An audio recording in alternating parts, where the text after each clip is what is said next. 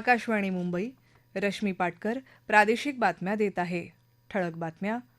राज्य विधान परिषदेच्या 11 जागांसाठी मतदान शांततेत सुरू.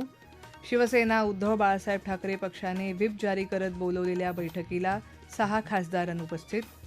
शैक्षणिक संस्थांच्या क्वाकरेली सिमोन्स मानांकन यादीत पहिल्या 200मध्ये भारतातल्या 3 संस्थांचा समावेश.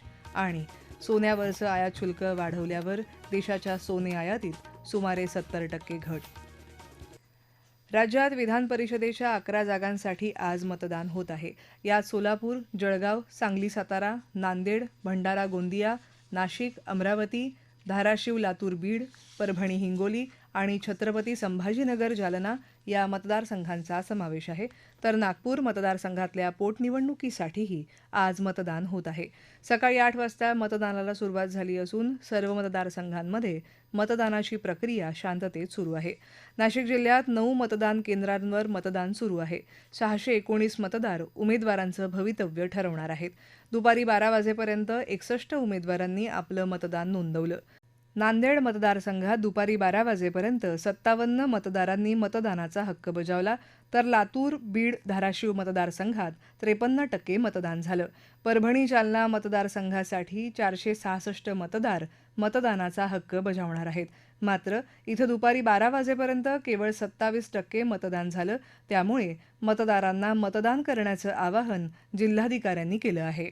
अमरावती मतदारसंघात महानगरपालिकेतल्या काँग्रेसच्या 17 नगरसेवकांना तटस्थ राहण्याचे आदेश पक्षाने दिले आहेत. मात्र इतर नगर परिषदांमधल्या नगरसेवकांना असा कोणताही आदेश दिलेला नाही. भंडारा गोंदिया मतदारसंघात मतदानासाठी भंडारा जिल्ह्यात 2 आणि गोंदिया जिल्ह्यात 2 अशी एकूण 4 मतदान केंद्र उभारली आहेत. 457 मतदार उमेदवारांचं भवितव्य ठरवणार आहेत. सोलापूर जिल्ह्यात मतदानाची प्रक्रिया सुरळीतपणे पार पाडावी यासाठी चोख पोलीस बंदोबस्त ठेवण्यात आला असून प्रत्येक मतदान केंद्रावर सीसीटीव्ही लावण्यात आले आहेत. नागपूर मतदारसंघाच्या पोटनिवडणुकीसाठीही आज मतदान सुरू आहे. 836 मतदार मतदान करणार असून त्यासाठी 14 मतदान केंद्रांची सोय करण्यात आली आहे. दरम्यान राज्यातल्या सर्व जागांवर महायुती मोठ्या मताधिक्याने विजयी होईल असा विश्वास भाजपा नेते आणि महसूल मंत्री चंद्रशेखर बावनकुळे यांनी आज बातमीदारांशी बोलताना व्यक्त केला. विधान परिषद निवडणुकीसाठीची मतमोजणी 22 जूनला होणार असून त्याच दिवशी निकाल जाहीर केला जाईल. ठाणे, रायगड, रत्नागिरी, सिंधुदुर्ग, पुणे, यवतमाळ, वर्धा, गडचिरोली, चंद्रपूर आणि अहिल्यानगर या 6 जागांवर महायुतीचे उमेदवार बिनविरोध निवडून आले आहेत. शिवसेना उद्धव बाळासाहेब ठाकरे पक्षाने आज व्हिप जारी करत बोलवलेल्या पक्षाच्या बैठकीला 6 खासदार अनुपस्थित होते. या बैठकीला खासदार अरविंद सावंत, अनिल देसाई आणि राजाभाऊ वाजे यांच्यासह पक्षाचे एकमेव राज्यसभा खासदार संजय राऊत उपस्थित होते. उर्वरित 6 खासदारांच्या अनुपस्थितीमुळे पक्षाच्या संसदीय गटात फूट पडल्याचं जवळजवळ निश्चित झालं आहे. बैठकीला गैरहजर राहिलेल्या खासदारांमध्ये नागेश आष्टीकर, संजय देशमुख, संजय जाधव, संजय दिना पाटील, ओमप्रकाश राजे निंबाळकर आणि भाऊसाहेब वाकचौरे यांचा समावेश आहे. या 6ही खासदारांनी एकनाथ शिंदे यांच्या नेतृत्वातल्या शिवसेनेत सामील होत असल्याचं पत्र लोकसभा सभापती ओम बिर्ला यांना सादर केलं आहे. मात्र ही प्रक्रिया अद्याप पूर्ण झालेली नसून पडताळणीसाठी काही खासदारांनी प्रत्यक्ष उपस्थित राहणं आवश्यक आहे असं लोकसभा सभापतींच्या कार्यालयाकडून सांगण्यात आल्याचं वृत्तसंस्थेच्या बातमीत म्हटलं आहे.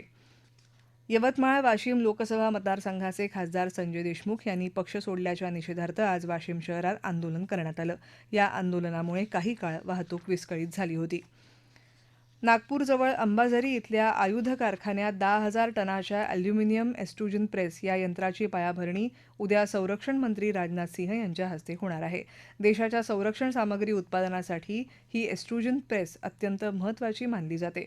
संरक्षण क्षेत्राच्या गरजा पूर्ण करण्यासाठी आवश्यक असणारं उच्च दर्जाचं अॅल्युमिनियम एक्स्ट्रुजन बनवण्याची क्षमता या एक्स्ट्रुजन प्रेसमुळे वाढणार असून यामुळे स्वदेशी उत्पादनाला चालना मिळेल असं संरक्षण मंत्रालयानं म्हटलं आहे. झाशीची राणी लक्ष्मीबाई यांच्या बलिदान दिनानिमित्त आज त्यांना अनेक कार्यक्रमांमधून आदरांजली वाहण्यात येत आहे. केंद्रीय गृहमंत्री अमित शहा यांनी आदरांजली वाहताना समाजमाध्यमावर म्हटलंय की राणी लक्ष्मीबाई यांनी 1857च्या स्वातंत्र्य संग्रामाचं मोठ्या धाडसानं नेतृत्व केलं होतं. केंद्रीय मंत्री नितीन गडकरींसह अनेक नेत्यांनी राणी लक्ष्मीबाई यांच्या बलिदान दिनानिमित्त त्यांना आदरांजली वाहिली आहे. मुख्यमंत्री देवेंद्र फडणवीस आणि उपमुख्यमंत्री सुनेत्रा पवार यांनीही राणी लक्ष्मीबाई यांना अभिवादन केलं आहे. या प्रादेशिक बातम्या आकाशवाणीच्या मुंबई केंद्रावरून देत आहोत. आकाशवाणी मुंबईच्या एअर न्यूज मुंबई या इंस्टाग्राम पेजवर तुम्हाला दिवसभर महत्त्वाच्या बातम्या वाचता येतील. प्रादेशिक बातमीपत्रात आपलं पुन्हा एकदा स्वागत. जागतिक पातळीवर शैक्षणिक संस्थांचा दर्जा दाखवणारी क्वाकरेली सिमोन्स मानांकन यादी जाहीर झाली आहे. पहिल्या 200 शैक्षणिक संस्थांच्या यादीत भारतातल्या 3 संस्थांचा समावेश आहे. IIT दिल्ली 118व्या तर IIT मुंबई 134व्या क्रमांकावर आहे. IIT मद्रास 117व्या क्रमांकावर आहे. सोन्यावरचं आयात शुल्क वाढवून 15% केल्यानंतर देशाच्या सोने आयातीत सुमारे 70% घट होऊन तिचं प्रमाण 25 ते 30 टनावर आलं आहे. गेल्या 13 मे रोजी सोनं आणि चांदी या धातूंवरचं आयात शुल्क 6%वरून वाढवून 15% करण्यात आलं होतं. मात्र आंतरराष्ट्रीय बाजारात सोन्याचा दर अधिक असल्यानं मे महिन्यात सोनं आयातीच्या मूल्यात 34% वाढ दिसून आली. EPFO अर्थात कर्मचारी भविष्य निर्वाह निधीमध्ये 2025-26 मधल्या ठेवींवर 8.25% व्याज देण्याचा निर्णय केंद्रीय अर्थ मंत्रालयानं घेतला आहे. यामुळे सलग 3 वर्ष हा व्याजदर कायम राहिला आहे. याचा फायदा सुमारे 7 कोटी ठेवीदारांना होणार आहे. फ्रान्स दौऱ्यात प्रधानमंत्री नरेंद्र मोदी आज फ्रान्समधल्या अग्रगण्य उद्योगपतींसोबत उच्चस्तरीय बैठक घेणार आहेत. भारत फ्रान्स यांच्यात आर्थिक आणि उद्योग क्षेत्रातलं सहकार्य वृद्धिंगत करणं हे या बैठकीचं उद्दिष्ट आहे. प्रधानमंत्री मोदी सेंट गोबेनचे मुख्य कार्यकारी अधिकारी बेनोट बेझिन यांच्यासोबत बैठक घेतील. हरित उत्पादन आणि शाश्वत पायाभूत सुविधा या विषयांवर यावेळी चर्चा होईल. त्याचप्रमाणे अल्स्टॉम कार्यकारी अधिकाऱ्यांसोबतही प्रधानमंत्री चर्चा करतील. रेल्वे आधुनिकीकरणावर या चर्चेत भर दिला जाईल. तसंच मिस्ट्रेल AIचे सहसंस्थापक आर्थर मेंज यांच्याबरोबर कृत्रिम बुद्धिमत्ता आणि नवोन्मेष याबाबत प्रधानमंत्री चर्चा करणार आहेत. प्रधानमंत्री मोदी फ्रान्स दौऱ्याच्या अंतिम टप्प्यासाठी काल रात्री फ्रान्सची राजधानी पॅरिसमध्ये दाखल झाले. यावेळी भारतीय समुदायाच्या सदस्यांनी त्यांचं उत्साहात स्वागत केलं. या टप्प्यात ते फ्रान्सचे राष्ट्राध्यक्ष इमॅन्युएल मॅक्रॉन यांच्याबरोबर विवाटेक या जागतिक संमेलनात सहभागी होतील. झारखंडमधली महिला नक्षलवादी पुष्पा महतो हिने शस्त्र खाली ठेवून कोलकाता पोलिसांसमोर शरणागती पत्करली. तिच्यावर 10 लाखांचं बक्षीस होतं आणि ती झारखंडमध्ये पूर्व सिंगभूम आणि सारंडा या भागात सक्रिय होती. JMMचे खासदार सुनील महतो यांची हत्या आणि बुरुडिया येथील भूसुरुंग स्फोट यांसारख्या अनेक घटनांमध्ये तिचा सहभाग होता. भारत आणि अफगाणिस्तान यांच्यात लखनौमध्ये काल झालेल्या दुसऱ्या एकदिवसीय क्रिकेट सामन्यात भारतानं अफगाणिस्तानवर 170 धावांनी विजय मिळवला. शुभमन गिलच्या 154 आणि ईशान किशनच्या 125 धावांच्या जोरावर भारतानं 402 धावांचा डोंगर रचला. त्याला प्रत्युत्तर देताना अफगाणिस्तान 232 धावाच करू शकला. शुभमन गिल सामनावीर ठरला. फिफा विश्वचषक फुटबॉल स्पर्धेत ग्रुप के मध्ये आज मेक्सिको सिटी इथं कोलंबियाने उझबेकिस्तानचा 3-1 असा पराभव केला. ग्रुप एलच्या सामन्यात घानाने पनामावर 1-0 अशी मात केली. आर्लिंग्टनमध्ये झालेल्या सामन्यात इंग्लंडने क्रोएशियाचा 4-2 असा पराभव केला. अर्जेंटिनाने अल्जेरियाचा 3-0 असा पराभव करत जोरदार सुरुवात केली.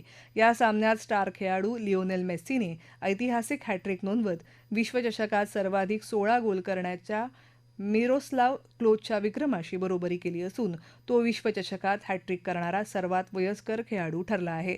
दुसरीकडे ग्रुप के मध्ये पोर्तुगाल आणि काँगो यांच्यातला सामना 1-1 असा बरोबरीत सुटला.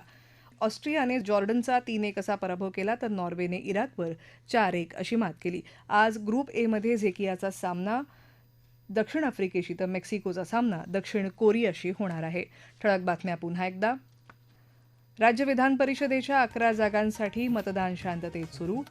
शिवसेना उद्धव बाळासाहेब ठाकरे पक्षाने व्हिप जारी करत बोलवलेल्या बैठकीला 6 खासदार अनुपस्थित. शैक्षणिक संस्थांच्या क्वाकरेली सिमोन्स मानांकन यादीत पहिल्या 200 मध्ये भारतातल्या 3 संस्थांचा समावेश. आणि सोन्यावरचं आयात शुल्क वाढवल्यावर देशाच्या सोने आयातीत सुमारे 70% घट.